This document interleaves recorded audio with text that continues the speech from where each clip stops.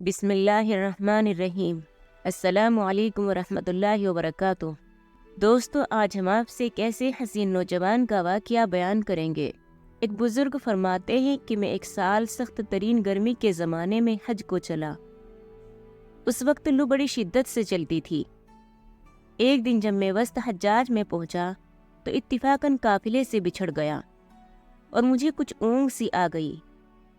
اچانک آنکھ جو کھلی تو اس جنگل بیابان میں مجھے ایک آدمی نظر آیا، تو میں جلدی جلدی اس کی طرف چلا تو دیکھا ایک کم عمر کا لڑکا تھا جس کی داڑھی بھی نہ نکلی تھی اور اس قدر حسین کہ گویا 14ویں رات کا چاند ہے، بلکہ دوپہر کا سورج اس پر ناز و نعمت کے کرشمے چمک رہے تھے۔ میں نے اس کو سلام کیا۔ اس نے کہا، ابراہیم۔ وعلیکم السلام۔ میرا نام لینے پر مجھے انتہائی حیرت ہوئی اور میں خاموش نہ رہ سکا۔ میں نے بڑے تعجب سے پوچھا کہ صاحبزادے، تجھے میرا نام کس طرح معلوم ہوا؟ تو نے مجھے کبھی دیکھا بھی نہیں۔ کہنے لگا، ابراہیم، جب سے مجھے معرفت حاصل ہوئی ہے میں انجان نہیں بنا، اور جب سے مجھے وصال نصیب ہوا کبھی فراق نہیں ہوا۔ میں نے پوچھا، اس سخت گرمی میں اس جنگل میں تجھے کیا مجبوری کھینچ کر لائی؟ کہنے لگا، ابراہیم، اس کے سوا میں نے کبھی کسی سے انس پیدا نہیں کیا اور نہ اس کے سوا کسی کو ساتھی اور رفیق بنایا۔ میں اس کی طرف بالکل منتقل ہو چکا ہوں اور اس کے معبود ہونے کا اقرار کر چکا ہوں۔ میں نے پوچھا کہ تیرے کھانے پینے کا ذریعہ کیا ہے؟ کہنے لگا، محبوب نے اپنے ذمے لے رکھا ہے۔ میں نے کہا، خدا کی قسم، مجھے ان عوارض کی وجہ سے جو میں نے ذکر کیے ہیں تیری جان کے ہلاک ہونے کا اندیشہ ہے۔ تو اس نے روتے ہوئے کہا۔ اس کی آنکھوں سے آنسوؤں کی لڑی موتیوں کی طرح اس کے رخساروں پر پڑ رہی تھی۔ چند اشعار پڑھے جن کا ترجمہ یہ ہے، کون شخص ڈرا سکتا ہے مجھ کو جنگل کی سختی سے، حالانکہ میں اس جنگل کو اپنے محبوب کی طرف چل کر قطع کر رہا ہوں اور اس پر ایمان لا چکا ہوں۔ مجھ کو بے چین کر رہا ہے اور شوق ابھارے لیے جاتا ہے، اور اللہ کا چاہنے والا کبھی کسی آدمی سے نہیں ڈر سکتا۔ اگر مجھے بھوک لگے گی تو اللہ کا ذکر میرا پیٹ بھرے گا، اور اللہ کی حمد کی وجہ سے میں پیاسا نہیں ہو سکتا، اور اگر میں ضعیف ہوں تو اس کا عشق مجھے حجاز سے خراسان تک لے جائے گا۔ تو میرے بچپن کی وجہ سے مجھے حقیر سمجھتا ہے، اپنی ملامت کو چھوڑ، جو ہونا تھا ہو چکا۔ میں نے پوچھا، تجھے خدا کی قسم اپنی صحیح عمر بتا کیا ہے؟ کہنے لگا، تو نے بڑی سخت قسم مجھے دے دی جو میرے نزدیک بہت ہی بڑی ہے۔ میری عمر 12 برس کی ہے۔ پھر وہ کہنے لگا، ابراہیم، تجھے میری عمر پوچھنے کی کیا ضرورت پیش آئی؟ میں نے کہا، مجھے تیری باتوں نے حیرت میں ڈال دیا۔ پھر کہنے لگا، اللہ کا شکر ہے، اس نے مجھے بہت نعمتیں عطا فرمائی، اور اللہ کا فضل ہے کہ اس نے اپنے بہت سے مومن بندوں سے افضل بنایا۔ ابراہیم کہتے ہیں کہ مجھے اس کے حسن صورت، حسن سیرت اور شعر کلام پر بڑا تعجب ہوا۔ میں نے کہا، سبحان اللہ، اللہ تعالیٰ نے کیسی کیسی صورتیں بنائی ہیں۔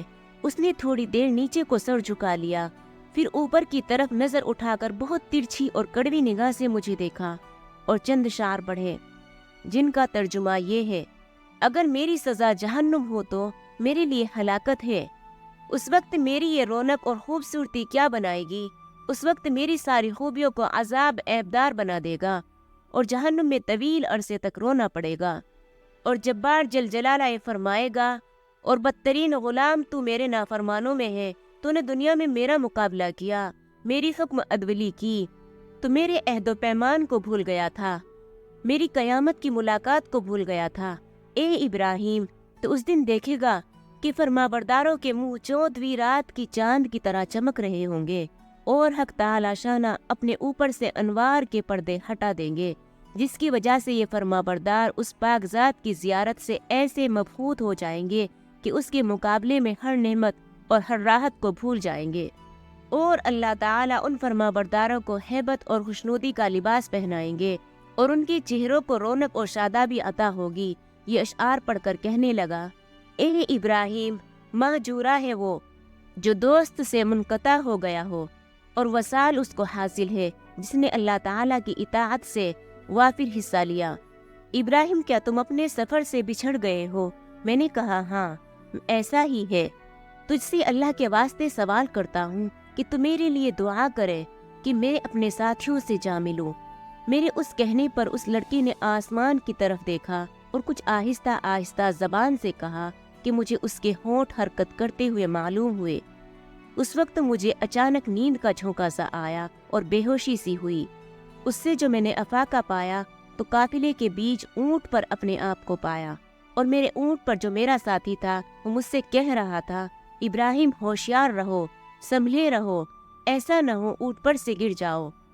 اور اس لڑکے کا مجھ کو کچھ پتہ نہ چلا کہ وہ آسمان پر اڑ گیا یا زمین کے اندر اتر گیا۔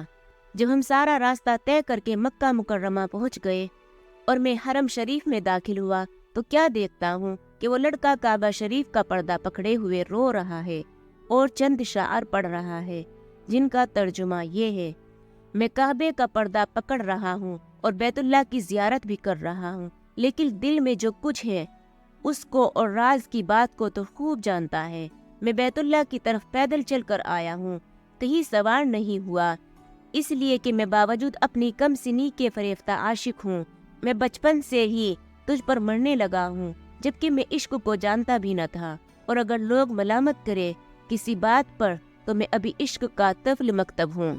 اے اللہ، اگر میری موت کا وقت آ گیا ہو تو شاید میں تیرے وصل سے بہریاب ہو سکوں۔ اس کے بعد وہ بے اختیار سجدے میں گر گیا اور میں دیکھتا رہا، اور اس کے بعد اس کے پاس گیا اور اس کو ہلایا تو وہ انتقال کر چکا تھا۔ ابراہیم کہتے ہیں کہ مجھے اس کے انتقال کا بڑا سخت صدمہ ہوا۔ میں وہاں سے اٹھ کر اپنی قیام گاہ پر آیا اور اس کے کفن دینے کے لیے کپڑا لیا اور مدد کے لیے 1-2 آدمی کو ساتھ لیا اور وہاں پہنچا جہاں اس کو مردہ چھوڑ کر آیا تھا، تو اس کی لاش کا کہیں پتہ نہ چلا۔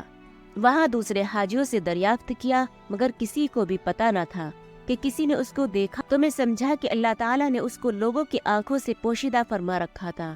میں وہاں سے اپنے قیام گاہ پر واپس آیا اور مجھے کچھ اونگ سی آ گئی، تو میں نے اس کو خواب میں دیکھا کہ وہ ایک بہت بڑے مجمع میں ہے اور سب سے پیش ہے، اس پر اس قدر نور چمک رہا ہے اور ایسے عمدے جوڑے میں ہے کہ ان کی صفت بیان میں نہیں آ سکتی۔ میں نے اس سے پوچھا کہ تو وہی لڑکا ہے؟ کہنے لگا وہی ہوں میں نے پوچھا کہ تیرا انتقال نہیں ہوا؟ اس نے کہا ہاں ہو گیا۔ میں نے کہا میں نے تجھے تکفین کے لیے بہت تلاش کیا، تیرا کہیں پتہ نہیں چلا۔ کہنے لگا ابراہیم سن، جس نے مجھے میرے شہر سے نکالا اور اپنی محبت میں فریفتہ کیا اور میرے عزیز و اقارب سے جدا کیا، اسی نے مجھے کفن دیا اور کسی دوسرے کا محتاج بننے نہیں دیا۔ میں نے پوچھا کہ اللہ تعالیٰ نے مرنے کے بعد تیرے ساتھ کیا معاملہ کیا؟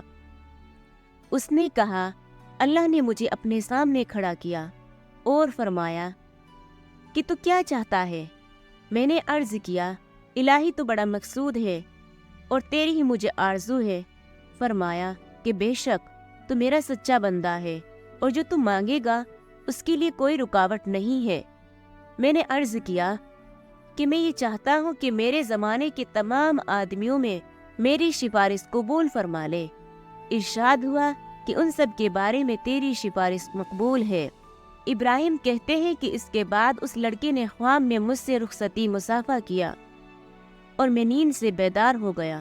میرے حج کے جو ارکان باقی تھے وہ پورے کیے، مگر اس لڑکی کی یاد سے اور اس کے رنج سے میرے دل کو قرار نہ تھا۔ میں حج سے فارغ ہو کر واپس ہوا، لیکن حالت یہ تھی کہ راستے میں سارے قافلے والے یہ کہتے تھے کہ ابراہیم تیرے ہاتھ کی مہک سے ہر شخص حیران ہے کہ کیسی خوشبو آ رہی ہے، اور اس واقعے کی نقل کرنے والے کہتے ہیں کہ مرنے تک ابراہیم کے ہاتھوں میں سے وہ خوشبو آ رہی تھی۔ بے شک جو اللہ کی محبت میں ڈوب جاتا ہے اس کی کیفیت ایسی ہی ہو جاتی ہے، اور یقیناً اصل چیز تو اللہ اور اس کے رسول کی محبت ہی ہے۔ خوش نصیب ہے وہ مسلمان جو اللہ اور اس کے رسول کی محبت میں ڈوب کر زندگی گزارے۔ دعا ہے کہ اللہ تعالی ہمیں بھی اپنے محبت نصیب فرمائے، آمین یا رب العالمین۔